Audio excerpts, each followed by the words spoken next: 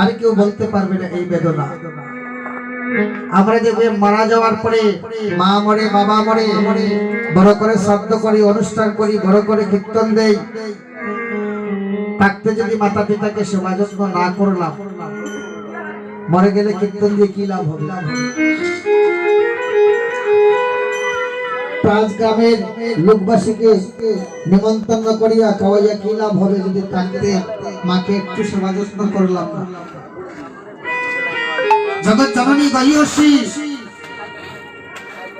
ভগবানের পরস্থান পায়ে ভগবানের পড়ি যে সন্তান মাতা পিতার চরণ বন্দনা করবে, যে ভাই তার বড় ভাইয়ের চরণ বন্দনা করবে, ভক্তি করবে, শ্রদ্ধা করবে, যদি গোবিন্দকে না ভজনা করে তারপর তার গোবিন্দ লাভ হয়ে যাবে।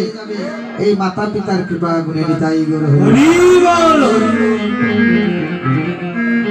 তাই বলছে ও শ্রীরাম দাদা, বেলায় অবসান হয়ে গিয়েছে, মা আমার জন্য অপেক্ষা করছে, আর বিলম্ব করা যাবে না।